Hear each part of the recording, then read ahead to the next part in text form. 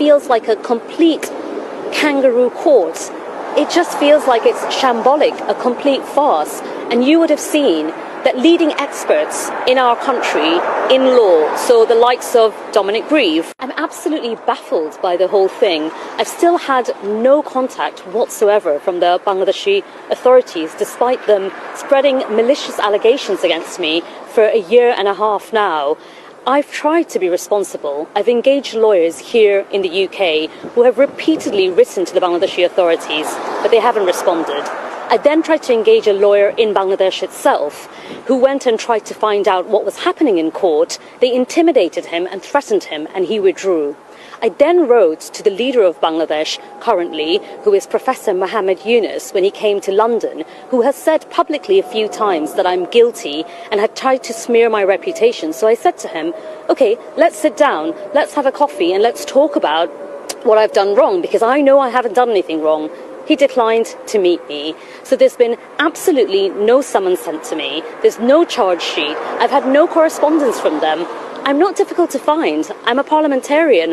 All they had to do is send some papers to the House of Commons, to Parliament, and I would have responded. So I feel like I'm in some sort of Kafkaesque nightmare where I'm carrying on doing my day job, but on the other hand, I'm apparently being convicted in Bangladesh, and the only reason I know I'm being convicted is because I read it in the newspapers. So this is trial by media, which is deeply unfair.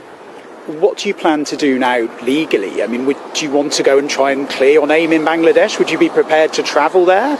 Or are you sort of disregarding the verdict, I guess?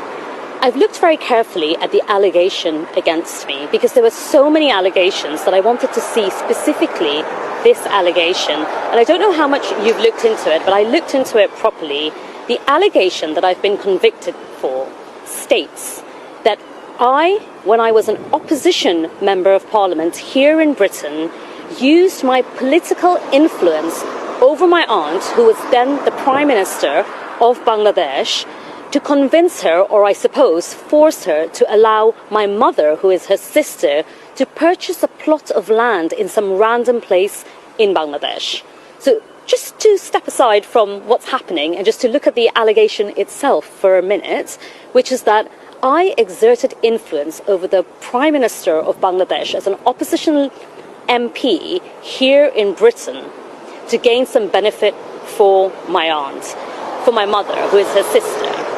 Now, my aunt is twice as old as me. She is 10 times more powerful than me, and she has been in politics longer than I've been alive.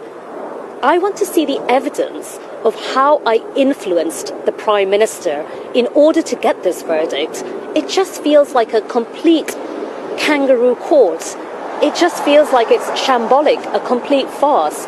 And you would have seen that leading experts in our country in law, so the likes of Dominic Grieve, Robert Buckland, David Gauke, have all come out and said this is a contrived trial. It's completely unfair. It's a flawed process. And just to remind you, the likes of Dominic Grieve, David Gauke, and also Robert Buckland are not of my political persuasion, but they've stuck their neck out and said this is unfair because the whole thing has been flawed from the beginning. So my message to the Bangladeshi authorities and to Professor Muhammad Yunus is that he should be ashamed of himself. He is presiding over this miscarriage of justice. What he's doing is relentlessly pursuing a personal vendetta, trying to smear my reputation and trying to drag a democratically elected member of parliament in Britain into the dirty politics of Bangladesh.